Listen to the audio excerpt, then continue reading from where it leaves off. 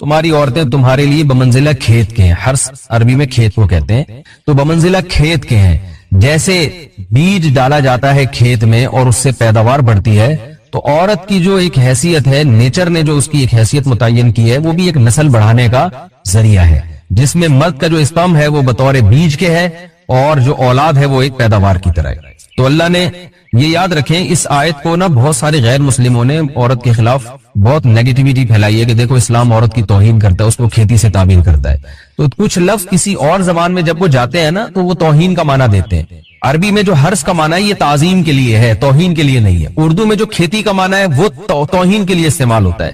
کھیتی یعنی جو پاؤں میں روندی ڈالنے والی, اور زمین جو ہے نا پاؤں میں گویا روندی, اس کو روندا جا رہا ہے. تو اس لیے اس کا اردو میں بالکل اسی طرح جو لوگ ترجمہ کر دیتے ہیں کہ عورتیں تمہاری کھیتیاں ہیں, تو یہ ترجمہ میرا خیال ہے اس لیے درست نہیں ہے کہ اردو میں اس کا مفہوم ہی چینج ہو جاتا ہے. یعنی گویا ایک عزت کے لیے جو لفظ اللہ نے استعمال کیا وہ ذلت کا ذریعہ بن جاتا ہے. تو اس لیے کسی بھی زبان میں جب ہم کسی بھی لفظ کا ترجمہ کرتے ہیں تو اس زبان کے ہمیں محاوروں کو دیکھنا چاہیے کہ اس زبان میں یہ لفظ کس معنی میں استعمال ہو رہا ہے. مثال کے طور پر ہو سکتا ہے کتا کا لفظ کسی زبان میں وفاداری کے لیے استعمال ہوتا ہو, کسی کو لوگ ڈاگ کہتے ہوں تو اس کا مقصد ہوتا ہے وفادار انسان ہے, لیکن ہمارے یہاں اردو میں گالی ہے وہ, اور آپ بولیں کہ بھئی وہ فلاں قوم ڈاگ کہتی ہے تو ہم کتا کہیں گے, تو آپ جب اس کا ترجمہ اردو میں کریں گے تو کتے سے نہیں کر سکتے.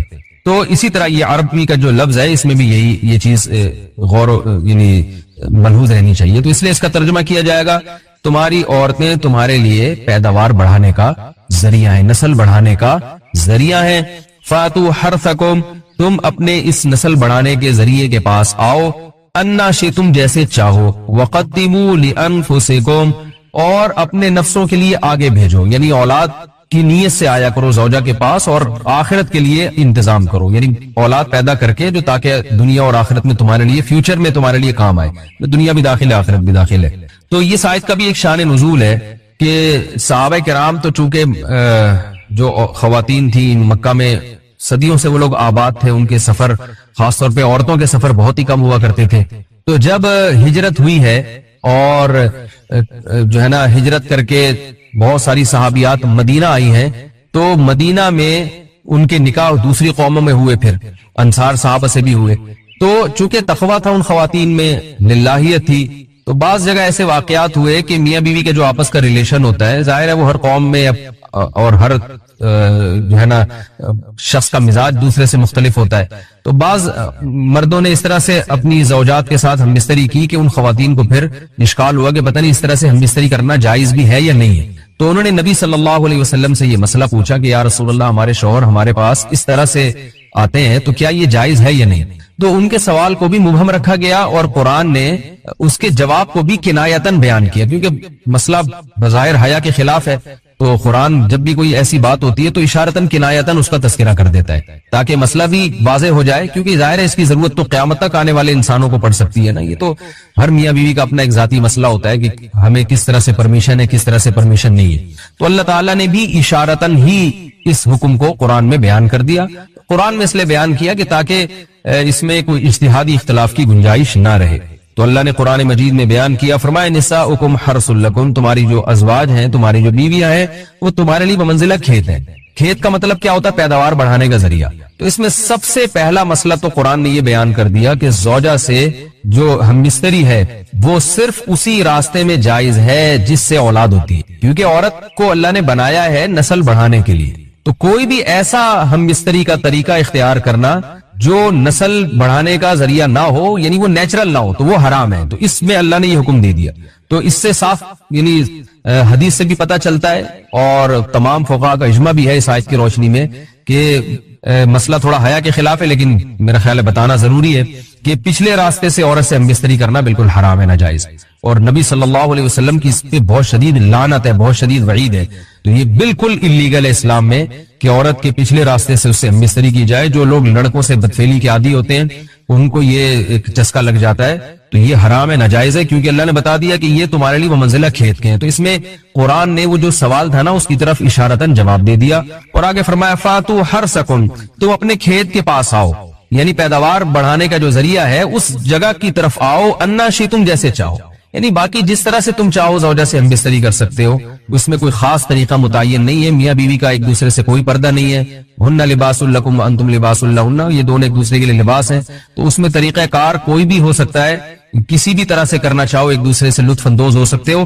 لیکن فاتو حرسکم، آنا موضع حرس میں ہے. حرس کا مطلب وہ اس جگہ کی طرف آنا ہے جہاں سے نسل بڑھتی ہے، کسی اور راستے کی طرف. اس سے صاف طور پر جو ہے نا وہ جو فاسق فاجر لوگوں کی جو برائی ہے، جو لڑکوں سے بدفعلی کے نتیجے میں پیدا ہوتی ہے، اس کا اللہ نے قلع قما کر دیا کہ اس کی اسلام میں بالکل اجازت نہیں ہے. باقی طریقہ کار کیا ہوگا یہ تمہارے اوپر، اس کی اللہ نے تمہیں اجازت دی ہے. وَقَدِّمُوا لِأَنفُسِكُمْ، اور چونکہ بار بار حرس کا تذکرہ ہو رہا ہے کہ نسل بڑھانے کا، اس لیے اللہ نے فرمایا کہ قدموا لانفسکم، اپنی ذات کے لیے فیوچر میں انتظام کرو. قدموا کا مطلب آگے بھیجو اپنی ذات کے لیے سرمایہ. کیا مطلب؟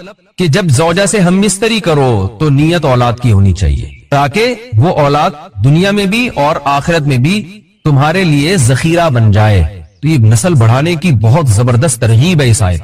اور اس آیت میں اللہ نے عورت کا کہ بہت ساری ذمہ داریوں میں سے ایک بڑی ذمہ داری کا بھی بیان بتا دیا کہ عورت کو اللہ نے بنایا ہے. یہ جو مرد اور عورت کا جو فرق رکھا ہے نا، اس فرق کی بڑی وجہ یہی ہے کہ مرد کے اسپرم کو اللہ نے بیج کے طور پہ پیدا کیا ہے اور عورت کو اللہ نے زمین کے طور پہ. تو بیج اور زمین کے ملاپ کا بنیادی مقصد ہی نسل بڑھانا، پیداوار بڑھانا ہوتا ہے، نہ یہ کہ نسل روکنا.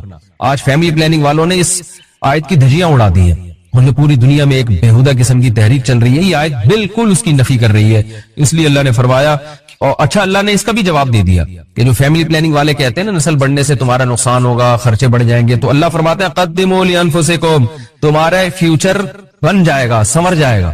کیونکہ اولاد میں اتنی انویسٹمنٹ نہیں ہوتی جتنا اس کا آؤٹ پٹ ہوتا ہے. ان پٹ کم ہے، آؤٹ پٹ زیادہ ہے. انویسٹمنٹ کم ہے، اس کے جو پروفٹ ہے وہ زیادہ ہے، دنیا میں بھی اور آخرت میں بھی. تو اللہ نے فرمایا اپنے نفس کے لیے، فیوچر کے لیے انتظام کرو، بڑھاپے کے لیے انتظام کرو. تمہارے بیٹے ہوں گے، بیٹیاں ہوں گی، پوتے ہوں گے، نواسے ہوں گے، بہویں ہوں گی. یہ دنیا کا مستقبل اور آخرت کا مستقبل کیا ہے. جو عبداللہ بن عمر رضی اللہ تعالیٰ عنہ نے جب نکاح کا ارادہ ترک کیا تو آپ کی جو ہمشیرہ تھی حضرت حفصہ، انہوں نے فرمایا کہ نکاح کرو، تمہارے اولاد ہوگی، دنیا سے جاؤ گے تو تمہارے لیے دعائیں مانگے گی.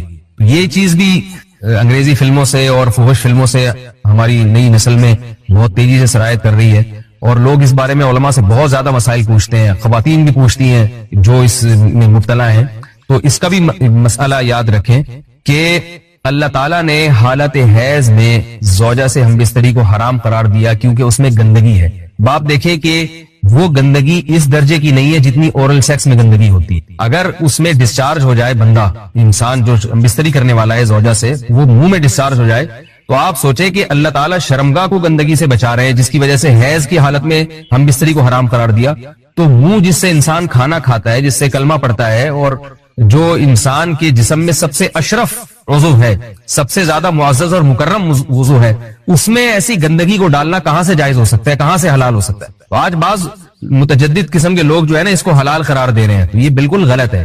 تو یہ بات خوب ذہن میں رکھیں کہ اورل سیکس کے ذریعے اپنی خواہش کو پورا کرنا اس طور پر کہ ڈسچارج ہو جائے انسان عورت کے منہ میں، بیوی کے منہ میں، یہ بالکل حرام ہے، بالکل ناجائز ہے. کیونکہ منی ایک غلیظ اور ناپاک اور گندگی ہے اور ناپاک اور نجس چیز ہے. بعض حضرات یہ کہتے ہیں کہ منی پاک ہے، مگر یاد رکھیں منی کے پاک ہونے کے دلائل مضبوط نہیں ہیں، منی کے ناپاک ہونے کے دلائل بہت مضبوط ہیں. سب سے پہلی دلیل قرآن مجید میں آتا ہے الم نخلقکم من ماء مہین، ہم نے تمہیں غلیظ اور پلید پانی سے پیدا کیا، ذلیل پانی سے پیدا کیا. تو اس میں بھی اشارہ ہے کہ منی ناپاک چیز ہے. دوسری بات یہ کہ حدیث میں آتا ہے کہ کنت افرق المنی من ثوب رسول اللہ صلی اللہ علیہ وسلم ثم يصلي فيه. حضرت عائشہ رضی اللہ تعالیٰ عنہ فرماتی ہے کہ رسول اللہ صلی اللہ علیہ وسلم کے کپڑوں پر اگر منی لگی ہوتی تھی، صحیح بخاری کی حدیث میں، اس کو کھرچ کے صاف کرتی تھی، پھر آپ صلی اللہ علیہ وسلم اس میں نماز پڑھا کرتے تھے. اب بعض حضرات نے یہاں سے استدلال کیا ہے کہ منی اگر ناپاک ہوتی تو حضرت عائشہ اس کو دھوتی، کھرچ کے صاف کرنا اس کی علامت ہے کہ منی پاک ہے. لیکن یہ بات غلط ہے. اگر منی پاک ہوتی تو حضرت عائشہ کو کھرچنے کی ضرورت نہیں تھی. بات یہ ہے کہ وہ نجاست جس کا ایک باقاعدی جسم ہوتا ہے اور وہ کھرچ کے جسم سے یا کپڑوں سے الگ ہو سکتی ہے، تو اس نجاست کو پاک کرنے کا طریقہ یہ ہے کہ اس کو کھرچ دیا جائے. ناپاک تھی تبھی تو حضرت عائشہ رضی اللہ تعالی عنہ اس کو باقاعدہ کھرچ رہی ہیں اور دور کر رہی ہیں. اور گیلی منی کو نبی، یہ ثابت ہے کہ حضرت عائشہ رضی اللہ تعالی عنہ آپ صلی اللہ علیہ وسلم کے کپڑوں سے دھویا کرتی تھی اور آپ صلی اللہ علیہ وسلم اس میں نماز پڑھا کرتے تھے. حضرت عمر رضی اللہ تعالی عنہ کے دور میں کسی شخص کو احتلام ہوا تو اس نے اپنے پورے جو ہے نا وہ کپڑے دھوئے تو حضرت عمر نے اس کو منع کیا, فرمایا کہ اتنا کافی تھا کہ اس جگہ کو تم دھو لیتے. تو اس میں بھی حضرت عمر اس کو باقاعدہ دھونے کا حکم دے رہے ہیں. کسی بھی صحابی نے اعتراض نہیں کیا کہ یار یا امیر المومنین آپ ان کو دھونے کا حکم کیوں دے رہے ہیں, منی تو پاک ہے. تو منی کے جو ناپاک ہونے کے دلائل ہیں وہ بہت مضبوط ہیں. باقی اس کو جو کھرچنے کا حکم ہے وہ اس لیے کہ منی کے پاک جو اگر خشک ہو جائے تو وہ کھرچ کے بھی پاک ہو جاتی ہے, اس کو پھر دھونا ضروری نہیں ہوتا. اس کی مثال ایسے جیسے حدیث میں آتا ہے, صحابہ کرام فرماتے ہیں کہ ہمارے تلواروں میں دشمن کا خون لگا ہوتا تھا تو ہم اس کو زمین پہ اچھی طرح رگڑ کے اسی کو لٹکا کے نماز پڑھتے تھے. دیکھیں خون بھی ایسی چیز ہے کہ جو سوکھنے کے بعد اس کی ایک پاپڑی سی جم جاتی ہے, تو حالانکہ خون کو بھی ناپاک مانا جاتا ہے, جمہور علماء کے ہاں خون ناپاک چیز ہے, لیکن صحابی کیا کر رہے ہیں, اس کو رگڑ کے زمین پہ اور خشک جو اس کو اچھی طرح رگڑ کے جب اس کا اثر زائل ہو گیا تو اسی کو لٹکا کے نماز پڑھ رہے ہیں. تو جیسے خون ناپاک ہونے کے باوجود رگڑنے سے پاک ہو جاتا ہے اگر کسی ایسی چیز پہ لگا ہو جو لوہے یا ایسی سخت چیز پہ, تو ایسے ہی منی اگر کپڑوں پہ لگی ہو خشک ہو جائے تو اس کو اچھی طرح جب کھرچ دیا جائے تو وہ پاک ہو جاتی ہے. لیکن اس سے یہ ثابت نہیں ہوتا کہ منی ناپاک پہلے سے ہی پاک ہے. ایک اور دلیل منی کے ناپاک ہونے کی یہ ہے کہ جو مدی ہے, ٹرانسپیرنٹ پانی جو مرد کے جسم سے نکلتا ہے, وہ اگر جسم سے نکل جائے تو غسل فرض ہو جاتا ہے, وضو فرض ہو جاتا ہے, اور منی نکل جائے تو غسل فرض ہوتا ہے. اب یہ کیسی بات ہے کہ مدی کے نکلنے سے جس سے وضو فرض ہو رہا ہے وہ تو ناپاک ہے, اور منی نکلنے سے جب غسل فرض ہو رہا ہے بڑی والی طہارت, اس کو ہم پاک قرار دیں. اس لیے امام ابو حنیفہ رحمہ اللہ تعالیٰ کا مذہب منی کے بارے میں کہ یہ نجاست غلیظہ ہے, اور امام مالک کا بھی یہی مذہب ہے. یہ مذہب بہت دلائل کے لحاظ سے قوی ہے. تو اس لیے عورت کے منہ میں ڈسچارج ہونا یہ بالکل حرام ہے, ناجائز ہے, گندگی ہے, اسلام میں اس کی قطعاً اجازت نہیں ہے. اور اگر ان ائمہ کا مذہب لیا جائے جو منی کو پاک سمجھتے ہیں, اس لیے میں یہ عرض کر رہا ہوں کہ بعض حضرات نے اس پہ فتویٰ دیا ہے. قرآن مجید میں ہے ان اللہ لا یستحی من الحق, کہ اللہ تعالیٰ حق بات بیان کرنے سے حیا نہیں کرتے. حدیث میں بھی بعض ایسے مسائل کو اللہ کے رسول نے بیان کیا ہے صلی اللہ علیہ وسلم نے جو بظاہر حیا کے خلاف ہیں, مگر اس لیے بیان کیا کہ اگر آپ صلی اللہ علیہ وسلم بیان نہ کرتے تو لوگ ان بے شرمی کے کاموں میں مبتلا ہو جاتے. اسی وجہ سے میں بھی ہمت کر رہا ہوں کہ ایک اور ایسا گناہ جو جس میں لوگ مبتلا ہیں اور وہ ہے حیا کے خلاف, مگر ہے بہرحال شریعت کا مسئلہ اور لوگ اس میں گناہ میں مبتلا بھی ہیں, اس لیے بتانا ضروری ہے. وہ یہ ہے کہ لوگ شادی کے بعد بھی آج کی نوجوان نسل زوجہ سے, بیوی سے غیر فطری طریقے سے ہم بستری کرتے ہیں. انٹرنیٹ پہ بےہودہ فلمیں دیکھتے ہیں, تو جو چیز انگریزوں کی دیکھ رہے ہیں کہ ان کے کلچر آہستہ آہستہ میڈیا کے ذریعے ہمارے معاشرے میں بھی آ رہا ہے. اللہ کے رسول صلی اللہ علیہ وسلم نے لعنت فرمائی ہے, ایک روایت میں ہے کہ اللہ اس کی طرف دیکھے گا نہیں کہ جو اپنی زوجہ سے پچھلے راستے سے ہم بستری کرے گا. یہ بیماری بھی, یہ گندگی بھی لوگوں میں پھیلتی جا رہی ہے, خاص طور پہ جن کو لڑکوں سے بدفعلی کی عادت پڑ جائے تو وہ زوجہ سے فطری راستے سے ہم بستری نہیں کرتے. اللہ نے فرمایا کہ نساؤکم حرث لکم, یہ تمہاری زوجات ہیں, بیویاں ہیں, یہ نسل بڑھانے کے لیے ہیں. تو اسی راستے میں انسان اپنی خواہش کو پوری کر سکتا ہے جس راستے سے نسل بڑھتی ہے. اس کے علاوہ کسی اور راستے سے اپنی خواہش کو پورا کرنا یہ حرام ہے, گناہ کبیرہ ہے, گندگی ہے.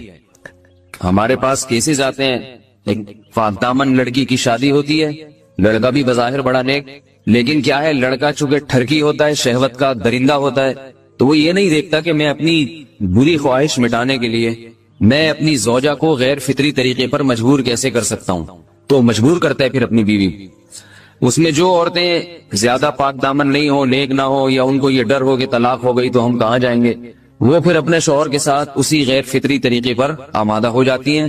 اور اس کا عذاب اور اس کا وبال یہ ہوتا ہے کہ کچھ دنوں میں ان کو بھی اسی کی لت پڑ جاتی ہے.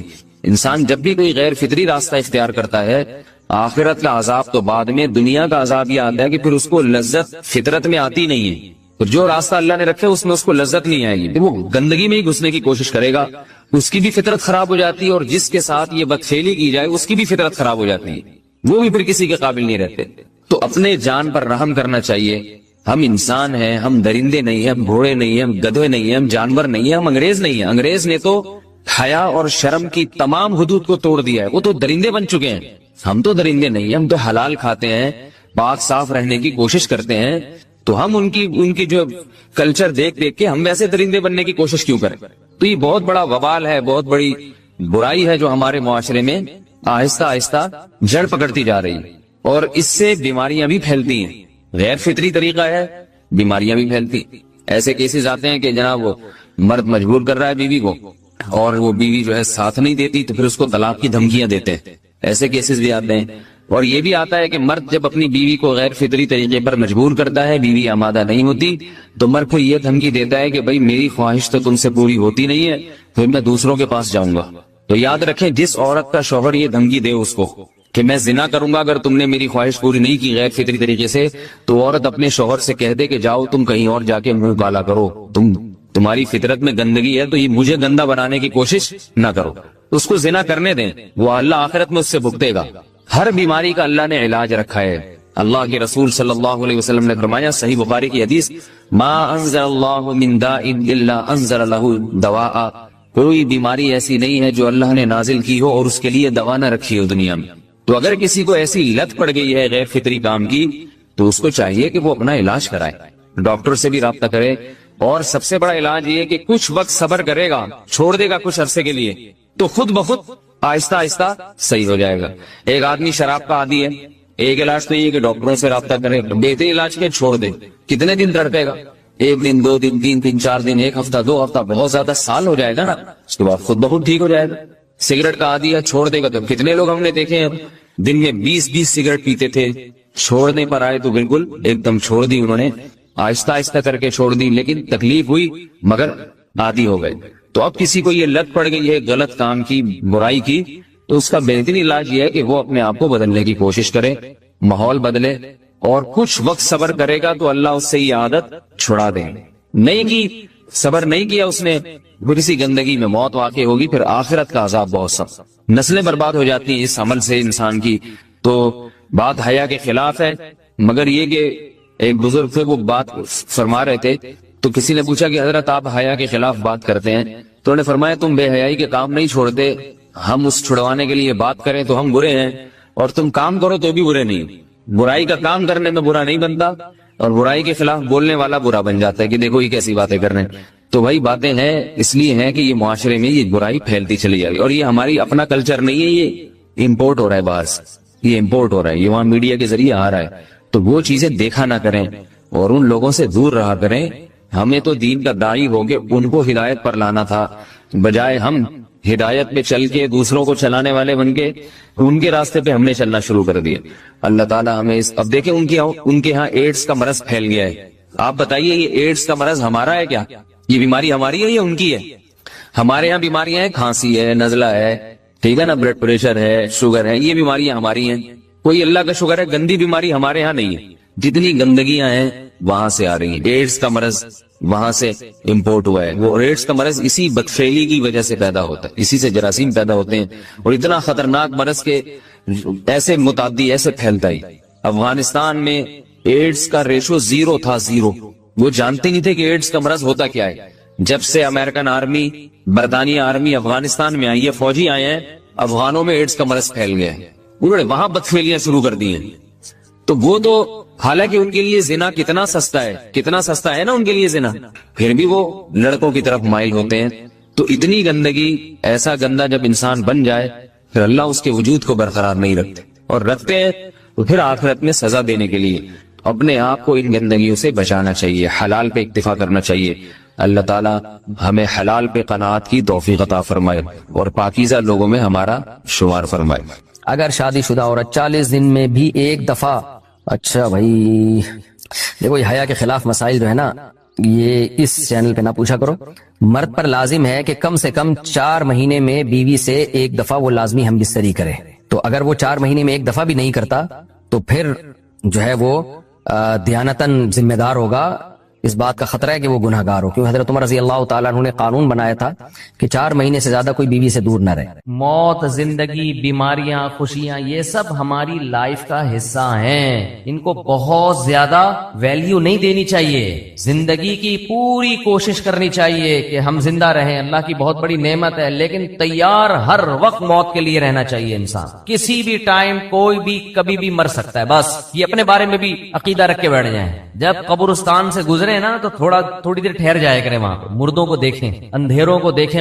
قبرستان رات میں جانے میں زیادہ عبرت ہوتی ہے. کل ایک صاحب کہنے لگے میں قبرستان سے گزر رہا تھا رات کو، مجھے تو بڑا خوف آیا. میں نے کہا یہ تو کچھ بھی نہیں ہے بھائی، یہ اندر کی جو پوزیشن ہے نا وہ اس سے بولو بھائی، اوپر جو تمہیں خوف آ رہا ہے تو کچھ بھی نہیں ہے. اصل تو پروگرام کہاں ہو رہا ہے؟ جو ڈرونے ہو رہے ہیں نا پروگرام، وہ اندر ہو رہے ہیں. اور جو قبر کھول کے دیکھو نا تو اس میں کہہ رہے ہاں، وہ مجھے کہہ رہے تھے کہ مجھے ہڈی نظر آئی اتنی بڑی گھٹنے کی، ٹانگ کی، ایک انسان کی نا قبرستان میں یہی والا. تو وہ کہنے لگے یار یہ ہڈی نا پوری اس کی، یہ گھٹنے سے لے کے نیچے تک. تو میں نے اور ڈرا دیا، رمضان تھا، ہم نے کہا بھی تھوڑا سا خوف کا ہے، ہم نے اور ڈرا دیا اس کو. ہم نے کہا دیکھ لو یہ آدمی صبح صبح نہا دھو کے کوٹ ٹائی لگا کے آفس جایا کرتا ہوگا. اب مجھے کیا پتا کوئی رکشے والا تھا، ٹیکسی والا تھا، یا کوئی بہت بڑا آفیسر تھا، لیکن آفیسروں کا بھی حال بہرحال ہوتا تو یہی ہے نا. تو میں نے کہا یہ صبح صبح نہا دھو کے کوٹ ٹائی میں پرفیوم لگا کے اپنی لینڈ کروزر میں بیٹھ کے جاتا ہوگا. اور اب کیا حال ہوا ہے، اس کی ہڈی نکال کے لوگ دکھا رہے ہیں کہ یہ قبرستان سے کیا نکلی ہے. وہ ہے بھائی، بولو بھائی ہڈی. کل ہمارا بھی یہی حال ہوگا. اور یہ تو ابھی اچھی کنڈیشن میں ہے،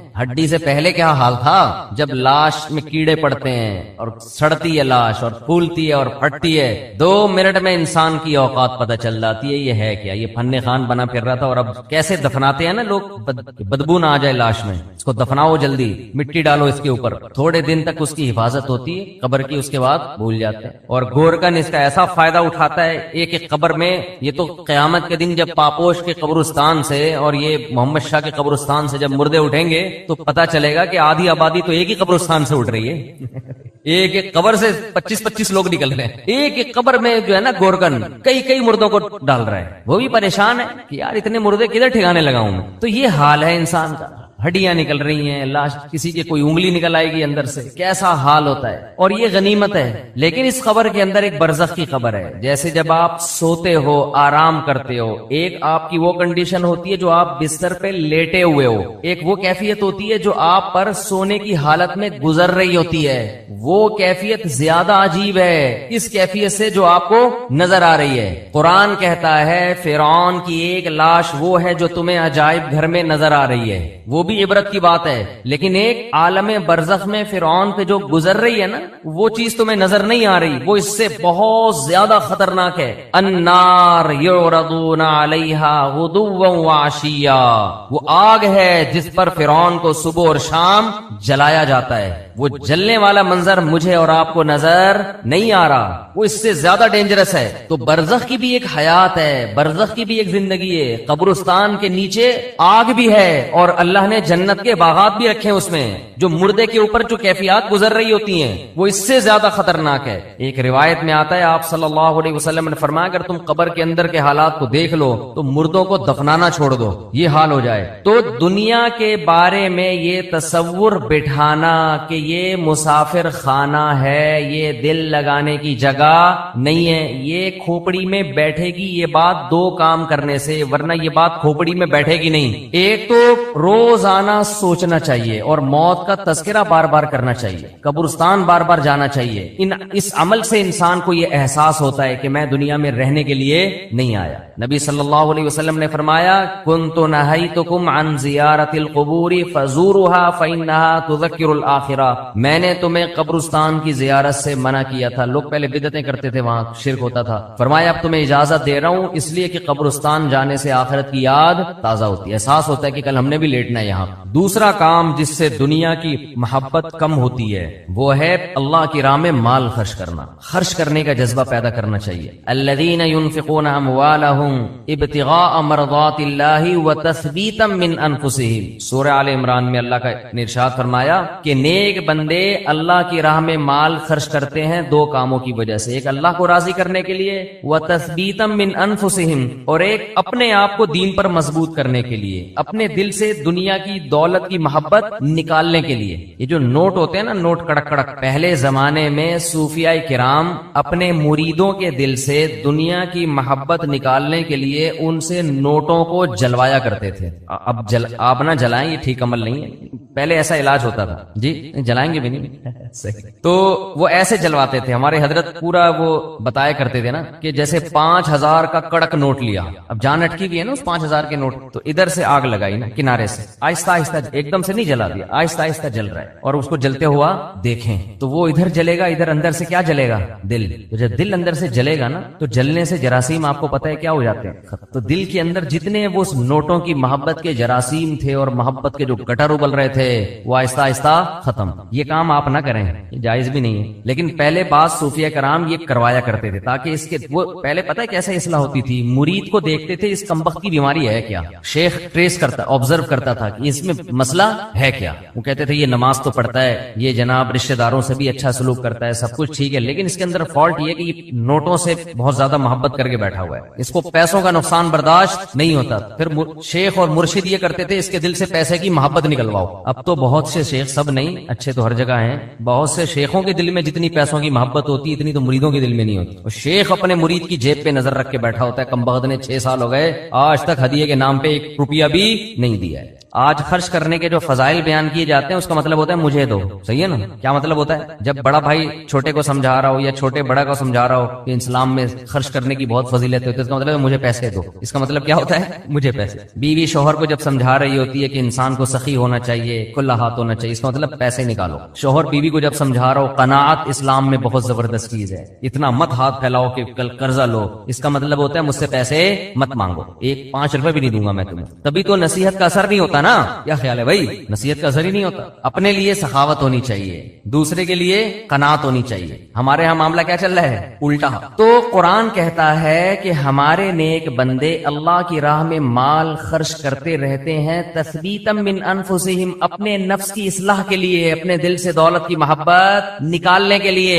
اپنے اوپر بھی خرچ کریں، اپنے رشتہ داروں پہ بھی۔ سب سے پہلا حق کس کا ہے؟ رشتہ داروں کا۔ آج اپنے اوپر خرچ کرنے کے لیے تیار نہیں ہے، حیرت اس پر ہوتی ہے، کنجوسی کی انتہا ہے یا نہیں ہے؟ پھر جو اپنے اوپر خرچ کرتے ہیں لوگ ان پہ انگلیاں اٹھا رہے ہوتے ہیں، اس کے پاس گاڑی کہاں سے آئی، اس کے پاس یہ کپڑے کہاں سے آئے، یہ کہاں سے آیا، وہ کہاں سے آیا۔ بھائی ہر آدمی تو ضروری نہیں کہ کنجوس ہونا، بعض لوگوں کو اللہ دیتا ہے تو وہ خرچ کرتے ہیں۔ آج اپنے اوپر خرچ کرنا بھی ایک مصیبت بن گیا ہے۔ عربی میں 2 لفظ استعمال ہوتے ہیں، ایک ہوتا ہے شحیح اور ایک ہوتا ہے بخیل۔ بخیل کہتے ہیں جس کی جیب سے دوسرے کے لیے روکڑا نہ نکلے، اور شحیح کہتے ہیں اپنے لیے بھی نہیں پیسے نکلتے، وہ چائنا والوں کی طرح قبر میں لے کے جاتا ہے۔ وہ ملیشیا میں قبرستان ہے، وہاں کروڑ پتی لوگ جب دفن ہوتے ہیں تو دیگوں میں اپنے ساتھ پیسہ لے کے قبر میں جاتے ہیں۔ آپ یوٹیوب پہ دیکھ لیں، ایسی بہت سی ویڈیو ہیں کہ پورے سونے چاندی کے ساتھ دفن ہوئے ہیں، بہت ایسی۔ ہمیں ہمارے نبی نے فرمایا صلی اللہ علیہ وسلم، دنیا مسافر خانہ ہے، میری مثال اس سوار کی طرح ہے، کراکب استظل تحت شجرہ، ایک مسافر سفر کرتے کرتے درخت کے نیچے لیٹ گیا ہو تھوڑی دیر سستانے کے لیے، آرام کے لیے، اس کے بعد اس نے موو کرنا ہے یہاں سے۔ بھائی ہم کروڑوں سال سے نہیں تھے، لاکھوں کروڑ، یہ دنیا بنے ہوئے تو پتہ نہیں کروڑوں سال ہو گئے، آدم علیہ السلام کو آئے ہوئے ہزاروں سال، نوح علیہ السلام 950 سال تو خالی تبلیغ کی ہے انہوں نے۔ ہماری اوقات کیا ہے؟ جمعہ 8 دن ہوئے ہم لوگ کو دنیا میں آئے ہوئے، اور جانے میں بھی تھوڑے دن رہ گئے ہیں، بس گھبرائے نہیں، آپ نے گھبرانا نہیں ہے۔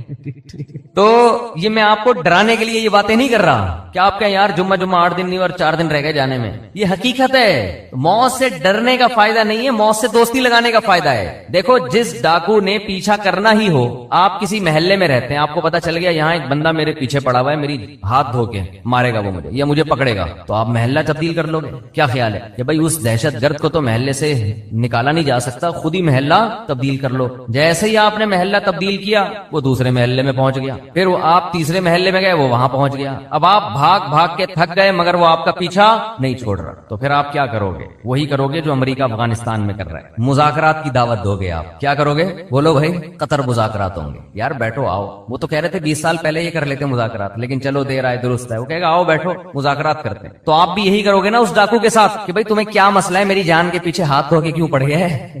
آؤ بیٹھو، پیسے چاہیے، کیا چاہیے تمہیں؟ تو آپ مذاکرات کے ذریعے کمپرومائز کی بولو کوشش کرو گے کہ یار اس سے جان چھڑانا مشکل نہیں ہے، فل ٹینشن ہے یہ آدمی، بیٹھ کے کچھ ٹاک شاک کر کے کچھ باتیں کر کے کچھ دوستی لگاتے ہیں، دشمنی ختم کرتے ہیں، آخری نتیجہ یہ نکلے گا کہ نہیں نکلے گا؟ تو قرآن کہہ رہے کوئی عام ڈاکو تمہارے پیچھے کیا لگے گا، انما تکونوا یدرککم الموت، موت جیسے تمہارا پیچھا کر رہی ہے نا، پیسے دنیا میں پولیس کسی کا پیچھا نہیں کرتی، سمجھ رہے ہیں؟ وہ بھی ایک وقت کے بعد آ کے چھوڑ دیتی ہے، موت ایسا پیچھا کر رہی ہے، یدرککم الموت، قرآن کہتے ہیں موت ایسے پکڑے گی تمہیں آ کے، ادراک کرے گی تمہارا. وہ جس دن سے پیدا ہوئے ہیں اسی دن سے پیچھے پڑی ہوئی ہے، اور اس نے بہت کوشش کی ہم کو قبر میں اتارنے کی. بچہ جب پیدا ہوتا ہے کئی حادثات اس کی زندگی میں آتے ہیں، بچ جاتا ہے. کئی بیماریاں حملہ کرتی ہیں، بچ جاتا ہے. جوانی میں آتا ہے، کئی دفعہ حادثے ہوتے ہیں، بائک سے گرا، ایکسیڈنٹ ہوا، یہ ہوا وہ بچ گیا. وہ تو اس وقت سے اڑنگیاں دینے کی کوشش کر رہی ہے. اڑنگی سمجھتے ہیں جب ہم اسکول جاتے تھے نا تو ایک دوسرے کو اڑنگی دیتے تھے ہم. اب تو بچے اسکول بھی ایسے تمیز سے جا رہے ہیں، تمیز سے آ رہے ہیں، کوئی نہ اڑنگی نہ کوئی شرارت، تو ان میں کوئی صلاحیت ہی پیدا نہیں ہو رہی. ایسے ممی ڈیڈی ٹائپ کے بچے نکل رہے ہیں. ہمارے دور کے اسکول تھے، مزہ آتا تھا اسکول میں، اتنا بھاری بھرکم بیگ لٹکا کے اسکول جاتے تھے.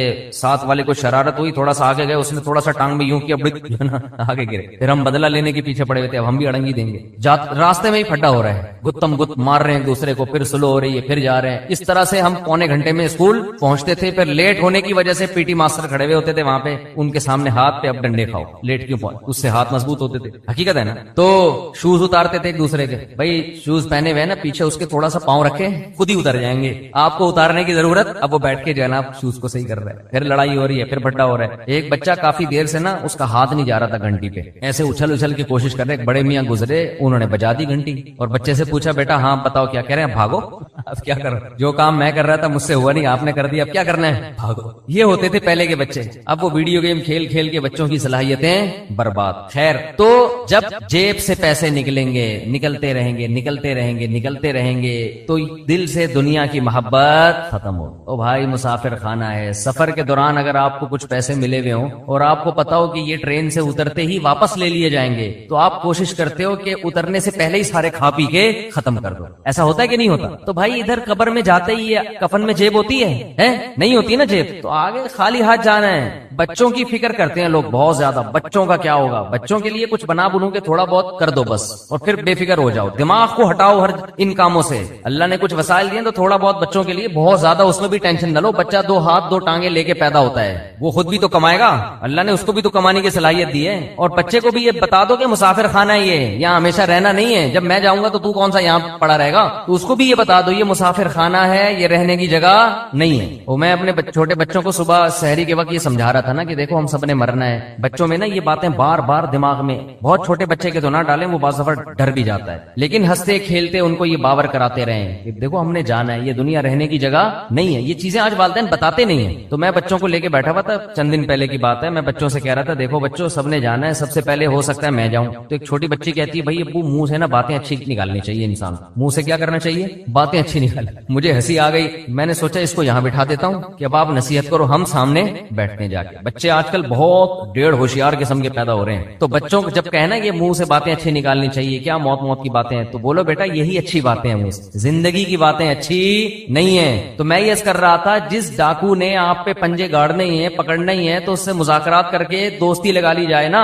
تو موت ایک ایسا دشمن ہے جو کسی قیمت پہ آپ کو معاف نہیں کرے گا. تو اس سے بھاگ نہیں سکتے، اس سے دوستی لگائی جا سکتی ہے. موت سے باتیں کیا کریں بیٹھ کے، بھائی کوئی مسئلہ نہیں ہے، جہاں تم نے اتنے لوگوں کو قبر میں اتارا مجھے بھی اتار دینا. تو لیکن آپ چاہتی کیا ہو مجھ سے، ٹھیک ہے نا، پرابلم کیا ہے آپ کے ساتھ، میں تو تیار ہوں گلے لگانے کے لیے. تو موت کہے گی کہ دیکھ میں جب کسی کو پکڑتی ہوں نا تو کسی سے کو دوست بن کے پکڑتی ہوں اور کسی کو دشمن بن کے. جس کا عمل اچھا ہو موت اس کے لیے ایک محبوب کو محبوب سے ملانے کا ذریعہ ہے. جس کا عمل اچھا نہیں ہے موت اس کے لیے ایک بہت بڑی آفت اور تباہی ہے. حضرت عمر کی شہادت کا جب وقت تھا تو فرمایا کہ مجھے جلدی دفنانا.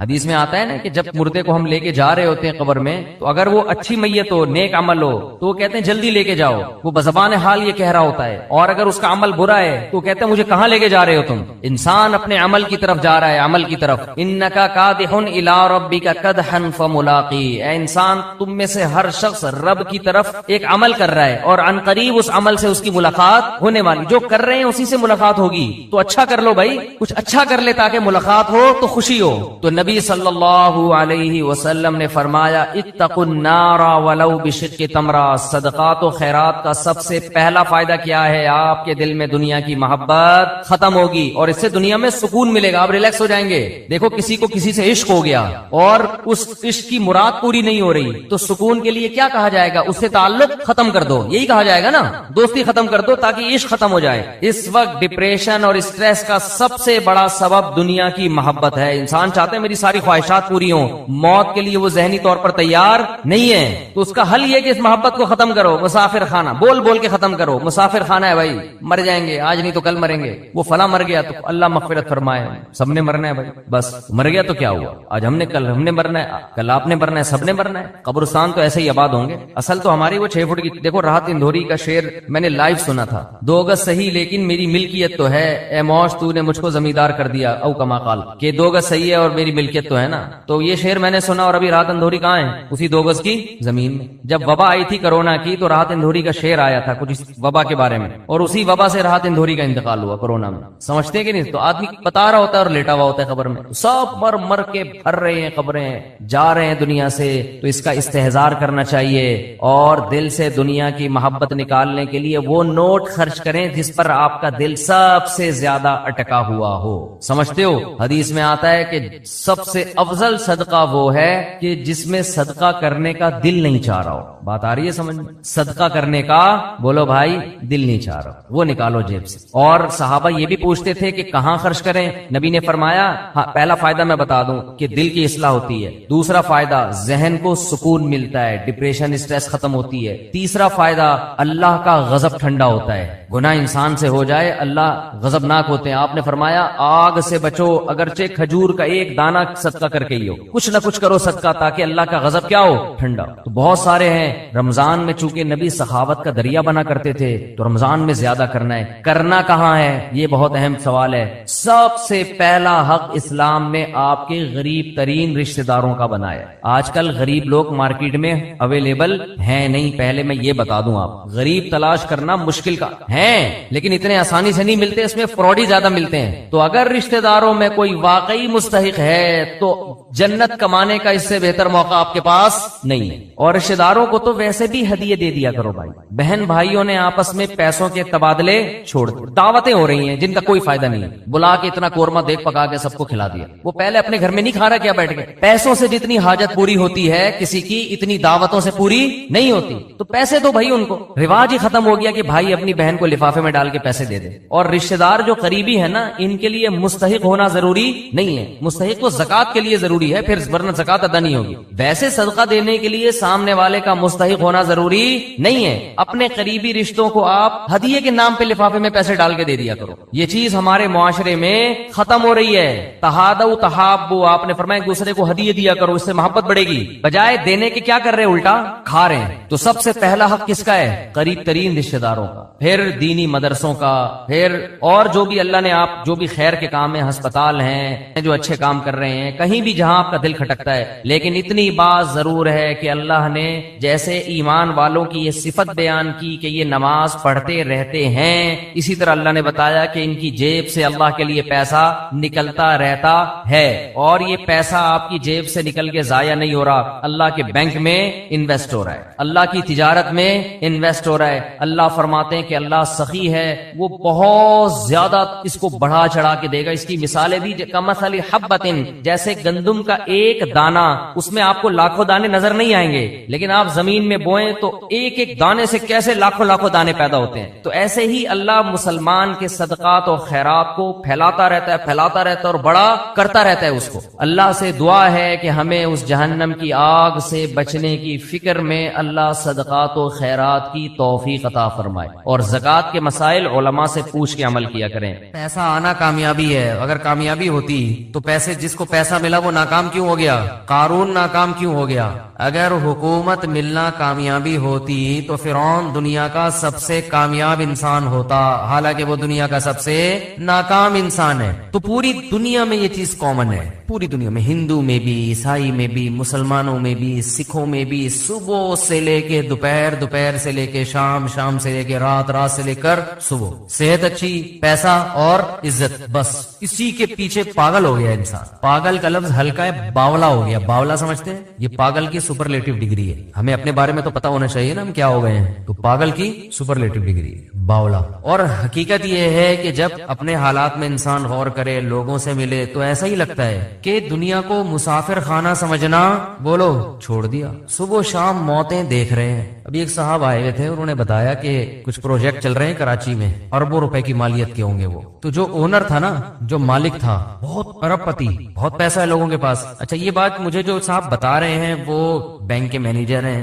ظاہر ہے ان کے سامنے اکاؤنٹ کی پوری ڈیٹیل موجود ہوتی ہے. انہوں نے نام نہیں لیا مجھے، کیونکہ یہ تو انلیگل ہے نا، نام نہیں لیا، بس بتایا کہ کراچی کا ایک بڑا تاجر ہے. مجھے انہوں نے کہا کہ اس سے میں آپ کی ملاقات کرواؤں گا، کچھ باتیں پوچھنی ہے، اس نے پوچھنی ہے یا آپ نے اس کو کچھ نصیحت کرنی ہے. عجیب بات آپ دیکھیں، دوبارہ میری ان صاحب سے جب ملاقات ہوئی تو انہوں نے کہا کہ اس کا انتقال ہو گیا. اس کا بولو بھائی، بولنے میں تو کوئی حرج نہیں ہے نا، اس سے دماغ میں دل میں بات بیٹھتی ہے. کیا ہو گیا؟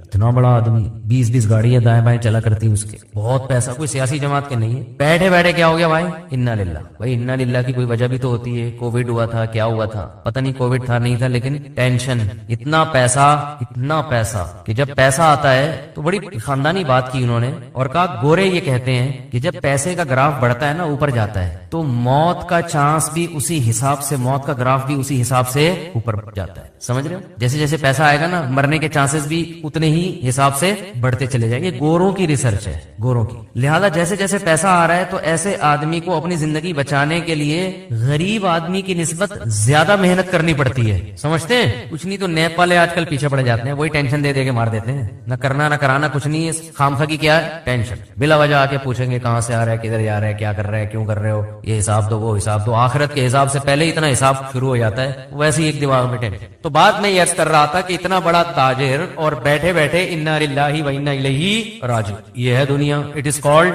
دنیا. تو اتنی موتیں اپنی سامنے میں نے بھی دیکھ لی، آپ نے بھی دیکھ لی، اتنے لوگوں کو مرتا دیکھا. اور موت ایسی ظالم چیز ہے، وہ یہ نہیں دیکھتی کہ آپ کی بچی کی ابھی شادی ہونے والی ہے، آپ ابھی پہلی یا دوسری کی تیاری کر رہے تھے، آپ کی ابھی ایک جاب لگی ہے، تنخواہ کا پہلا دن ہے آپ کا بیٹا ابھی جوان ہوا ہے، یا یہ کہ آپ کے ابا کو آپ کی ابھی ضرورت ہے، یا معاشرے کو آپ کی ابھی ضرورت ہے. کچھ بھی نہیں دیکھتی. کوئی بھی کسی بھی ٹائم پہ مر سکتا ہے. میں اکثر اس موقع پہ ایک واقعہ بیان کرتا ہوں. ہمارے دوست تھے عالم، بڑے مالدار بھی، اکلوتے بیٹے اپنے والد کے. انہوں نے پڑھا لکھا کے ان کو عالم بنایا، بہت پیسہ خرچ کیا اور ہر لحاظ سے ان کو بے فکر کر دیا. وہ تھے بھی بڑے ذہین اور بڑے پرہیزگار اور بہت خوبصورت بھی تھے. ساری چیزیں جمع ہو جائیں، دین کی خدمت کا جذبہ بھی، دین کا مضبوط علم بھی، خاندانی اعتبار سے بھی، اور ینگ بالکل. تو ہمارا جب ہم طالب علم تھے، ہم نے کہا یار اللہ ان سے بہت کام لے گا، یہ بہت کچھ بڑے بنیں گے. یہ تو ہائی روف میں کہیں جا رہے ہیں پیچھے بیٹھے ہوئے، تو کچھ اوباش قسم کے لڑکے کراچی میں، وہ ریوو یا ویگو ٹائپ کی کوئی گاڑی تھی بڑی، اس میں غلط اوورٹیک کیا ان لڑکوں نے اور ہٹ کیا. آن دا اسپاٹ ان کی ڈیتھ ہو گئی. اچھا ایک رات پہلے میرے سے گپ شپ ہوئی، بہت اچھی گپ شپ ہو رہی ہے ہماری، اور گپ شپ بھی کیا ہو رہی ہے بہت معذرت کے ساتھ، میں ان کو دوسری شادی کی ترغیب دے رہا تھا. میں نے کہا آپ کے پاس اتنا پیسہ ہے، آپ خوبصورت بھی ہے ماشاءاللہ، علم بھی آپ کے پاس بہت ہے، تو آپ کو چاہیے کسی بیوہ سے دوسری شادی کر لیں. بیوہ سے میں ترغیب دے رہا تھا ان کو. انہوں نے کہا یار میری گھر والی راضی نہیں ہے، میری وائف میری پھڈے کر رہی ہے، میں نے بات چلائی ہے، ایک دن پہلے بھی ہوئی تھی نا، تو بات چلائی ہے، بڑا مسئلے ہو گئے، یہ نہیں ہو سکتا، اٹ ازنٹ پاسبل وغیرہ وغیرہ. آج کل میں نے کہا بھائی دیکھو، میں نے ان کو یہ سمجھانے کی کوشش کی کہ آپ اگر مر جاتے ہیں تو آپ کی بیگم بیوہ ہو جائے گی، وہ ساری زندگی بیٹھی رہے گی پھر ایسے. تو اس چیز کو معاشرے میں پروموٹ کریں. میں نے کہا آپ بھی مر سکتے ہیں، میں بھی مر سکتا ہوں، کوئی اور بھی مر سکتا ہے، تو جو حالات دوسری عورتوں کے وہ ان کے ساتھ ہو جائیں گے. تو آپ اس کی بنیاد رکھ لیں تاکہ اللہ نہ کرے آپ مرتے ہیں تو کوئی آپ کی بیوہ سے کر لے، آپ کے بچوں کو کوئی سرپرست مل جائے گا. 2-3 بچے تھے ان کے، کوئی سرپرست مل جائے گا آپ کے بچوں کو، کوئی جو ہے وہ. اور ظاہر ہے یہ خاندان میں ہی کرتا ہے نا، یعنی خاندان والے کرے تو ٹھیک ہے، غیروں میں تھوڑی بچے جا سکتے ہیں. میں نے کہا ہمت کریں، بہت ہمت دلائی ہے جی، میں نے گھنٹہ لگا دیا ہوگا ان کے اوپر. پھر آخر میں کہنے لگے اس زمانے میں عدل بہت مشکل ہے، برابری نہیں ہو سکتی. میں نے کہا آپ کو اللہ نے پیسہ بھی دیا، آپ متقی بھی ماشاءاللہ ہماری رائے میں، اور لوگ بھی کہتے ہیں آپ پرہیزگار آدمی ہیں. آپ کے جو پورے خاندان سے دین کے معاملے میں ٹکر لینے کے واقعات بھی مجھے معلوم ہیں. ان کے بڑے واقعات تھے کہ ایک دفعہ ان کو کہیں شبہ ہو گیا کہ میرے والد کی جو کمائی ہے اس میں کچھ شبہ ہے، تو وہ گھر سے بائیکاٹ کر لیا انہوں نے کہ میں نہیں کھاؤں گا. پھر وہ پتہ چلا نہیں ایسا نہیں ہے. میں نے کہا آپ نے کئی موقع پہ دین کے معاملے میں پورے خاندان سے ٹکر بھی لیا ہے، تو اس کا مطلب آپ میں حوصلہ بھی ہے. اس کے باوجود بھی اگر آپ عدل نہیں کر سکتے تو پھر میں نے کہا یہ قرآن سے 4 شادیوں والی آیتیں نکال دیں، یہ ایسے ہی اللہ نے نازل کر دی ہیں، دنیا میں کوئی بھی عدل کر ہی نہیں سکتے. تو اللہ نے بس جنرل نالج کے لیے بتا دیا کہ 2 بھی کر سکتے ہو مجبوری میں، لیکن پریکٹیکلی یہ ممکن نہیں ہے. تو ویسے ہی آ گئی. میں نے ان کو سمجھانے کے لیے ہنسنے لگے، مانے مانے پھر بھی نہیں. میں نے دیکھا ہے کہ جب میں دلائل کے انبار لگاتا ہوں لوگ ہنستے ہیں, مجھے پتا ہوتا ہے مانیں گے پھر بھی نہیں, بس ہنستے ہیں مسکراتے ہیں. ویل ڈن, زبردست دلائل آپ کے, السلام علیکم, جا رہا ہوں. ایسا ہی ہوا. اگلے دن 12 بجے مجھے خبر آئی کہ ان کے ایکسیڈنٹ میں انتقال ہو. اف, مجھ پہ بڑی قیامت گزری. ان کے گھر والوں کا ہمارے گھر والوں کے پاس فون آیا کہ وہ رات آئے تھے اور کہنے لگے کہ میں بھی یہ کرنا چاہتا ہوں, کسی بیوہ سے کر لوں گا. تو ظاہر ہے خواتین تو اس پہ رد عمل کرتی ہیں جو ایک نیچرل ہے بالکل. کہہ رہے میں نے اتنا ریئیکشن کیا کہ صبح جانے سے پہلے انہوں نے کہا کہ بے فکر رہو, میرا ارادہ نہیں ہے, خام خامے ٹینشن نہ لو. اچھا, میں نے اب بات چل پڑی ہے تو ایسی اپنی نجی باتیں کرنی نہیں چاہیے, لیکن جب چل پڑی ہے تو بس اللہ کی طرف سے ہو گیا. یہ میرا کوئی ارادہ نہیں تھا ایسی باتیں. تو میں نے اس وقت تازہ دوسری کی ہوئی تھی اور بہت موسٹ وانٹیڈ بنا ہوا تھا میں کہ جہاں ملے کوٹو اس کو پکڑ کے. میں ٹھیک ٹھاک ٹینشن میں تھا ان دنوں میں. تو ان کے گھر والوں نے ہمارے گھر والوں کو فون کیا کہ آپ کو جو غم پہنچا ہے نا کہ آپ کے میاں نے دوسری کی ہے, وہ میرے غم سے بہت کم ہے. آپ کے بچوں کے پاس باپ بھی ہے, آپ کی ایک سوکن آئی ہے. بس مجھے جو غم پہنچا ہے, میرے میاں رات کو بات کر کے گئے ہیں اور پھر ایگریمنٹ کیا نہیں کروں گا, تو میں تو سرے سے میاں سے ہی محروم ہو گئی. میرے ذہن میں یہ بات آئی کہ یہ اتفاقی واقعہ نہیں ہے, یہ کوئی اتفاقی حادثہ نہیں, اللہ کی طرف سے مصلحت تھی اس میں. اور میں بیان بھی اسی وجہ سے کر رہا ہوں کہ مجھے اس میں بڑا سبق ملا. تو یہ واقعہ بھی ہے تقریباً 15 سال پرانا جو میں بیان کر رہا ہوں, 15 سال پرانا واقعہ ہے. تو وہی ہوا, 12 بجے دن میں کال آئی کہ ان کا انتقال ہو گیا. گھر والے بیوہ, ان کی وائف بیوہ ہو گئی, بچے یتیم ہو گئے. وہی پھر سب کو پتا ہے ہمارے معاشرے میں دوبارہ شادی آسان کام بولو بھائی نہیں ہے. وہ ہوتی بھی ہے تو اس جیسا تو نہیں ملتا, دوسری کر رہے ہوتے ہیں. ہم جیسے جن کو لوگ ویسے ہی کہتے ہیں یہ ٹریک سے ہٹے ہوئے لوگ ہیں, یا وہ بہت ہی کوئی مکھنچو ٹائپ کے لوگ ہوتے ہیں, وہ کر رہے ہوتے ہیں. کوئی شریف آدمی ابھی تک مجھے بہت کم لوگ نظر آئے ہیں. کم بھی اس لیے کہہ رہا ہوں کہ 2-3 ہیں, وہ کہیں گے یار ہمیں شرافت سے نکال دیا آپ نے. تو کوئی سمجھدار آدمی, کوئی عزت دار لوگ, کوئی وہ نہیں تیار ہوتے اس کام کے لیے. تو میں کہتا ہوں یار بس یہ سوچ لیا کرو کہ بیوی میری بیوہ بھی ہو سکتی ہے, اور عورتیں بھی یہ سوچ لیا کریں کہ میں بیوہ بھی ہو سکتی ہوں. اللہ جیسے دوسری عورتوں سے اللہ نے میاں کو چھینا ہے, تو میرے میاں کو بھی اللہ مجھ سے چھین سکتے ہیں. تو معاشرے کی ایک ضرورت ہے. خیر, یہ بات یہاں سے چلی تھی کہ جب ان کی انتقال کی خبر آئی نا, میں بہت پریشان ہوا کہ یار ان کے والد نے ان کو اتنا پڑھایا, آج پھل کھانے کا وقت تھا. آج وقت تھا بھائی تاجر اپنے ایک بیٹے کو وقف کر دے, اب وہ عالم بنے, اب ماشاءاللہ دین کی خدمت کا موقع ملا, اور اللہ نے وہ خدمت ہی نہیں لی, پہلے ہی موت ہو گئی. اور موت بھی ایسے ہوئی ہے کہ ان کے لیے جو گاڑی ادارے نے رکھی تھی وہ گارڈ کے ساتھ, بڑی گاڑی کہ اس میں جائیں گے یہ, کیونکہ کراچی کے حالات بہت خراب تھے. تو ان کے والد نے کہا تھا کہ میرے بیٹے کو آپ جب بڑی گاڑی دیں گے اور گارڈ دیں گے, یہ نظروں میں آ جائے گا لوگوں کی, تو خام خام کی دشمنیاں بنے گی. ان کو ہائی روف میں ایسی کھچاڑا سی گاڑی میں جس میں کوئی یہ سمجھے ہی نہیں کہ یہ کوئی بڑی شخصیت ہے, یہ کسی بڑے ادارے سے ان کا تعلق ہے. تو زندگی بچانے کے لیے ہائی روف کا انتظام کیا تھا, اور وہی ہائی روف موت کا ذریعہ بن گئی. اس لیے ہم کہتے ہیں زندگی کے اسباب اختیار ضرور کرو, صحت کے اسباب ضرور اختیار کرو, لیکن ہوگا وہی جو چاہے گا اللہ. جو سبب ہے وہی موت کا ذریعہ بن جائے گا اگر اللہ چاہے گا. تو ان کو تو ہائی روف میں اس لیے بٹھایا تھا کہ تاکہ ہائی لائٹ نہ ہو, کراچی کے حالات خراب ہیں, لوگ یہ نہ سمجھے کوئی بڑا آدمی جا رہا ہے, تو خام خام میں دہشت گرد نشانہ بناتے ہیں ایسے لوگوں کو. اور وہی ہائی روف, کیونکہ آگے بڑی گاڑی سے بڑی گاڑی ٹکرائے تو اتنا مسئلہ نہیں ہوتا. ہائی روف تو بیچاری ویگو کے سامنے کوئی حیثیت نہیں ہے نا اس کی. تو میں جو بات کرنا چاہ رہا تھا وہ یہ کہ میں بہت پریشان رہا کہ یار اس میں کیا حکمت ہے اللہ کی. اللہ کا تو کوئی کام حکمت سے خالی نہیں ہوتا نا. اس میں کیا حکمت ہے کہ اتنے اچھے آدمی اور اتنے ہر لحاظ سے اللہ نے ان کو نوازا. ابھی شادی بھی ہو سکتا ہے کر لیتے بعد میں, وہ تو اس وقت انہوں نے انکار کر دیا. شروع میں تو سبھی کرتے ہی ہیں, بعد میں ایک دماغ میں ایک وائرس چلا جاتا ہے ان کے. میرے بیان جو بھی سنتا ہے نا, خواتین سے کہتا ہوں کہ ان کا کووڈ-19 کا ٹیسٹ کروایا کرو. ہمارا والا کووڈ-19, یہ شادی والا, یہ وائرس ایک دفعہ جو میرے پاس آ گیا یہ پھر نکلتا نہیں ہے. یہ جیسے کووڈ-19 شکلیں بدل کے آ رہا ہے نا, لندن میں کسی اور الگ اسٹائل میں آیا یہ, تو یہ شکلیں بدل کے آئے گا جب تک بندہ بوڑھا نہیں ہو جاتا. ہاں بوڑھا ہو جائے گا پھر وہ ایک بھی اس کو بری لگے گی. ایک کی باتیں بھی, یہ کیا شادی لگا کے رکھی. جب تک جوان ہے اور میرا بیان سن رہا ہے, یہ وائرس یہ تو ہوتا ہے کہ ایکٹیو نہ رہے, لیکن ختم ہو جائے یہ نہیں ہوتا. تو کسی بھی وقت ایکٹیو ہو سکتا ہے. وہ کس وقت ہوتا ہے پھر وہ الگ ٹاپک ہے, وہ پھر موضوع ہٹ جائے گا. کہ وہ بعض دفعہ آپ کہہ رہے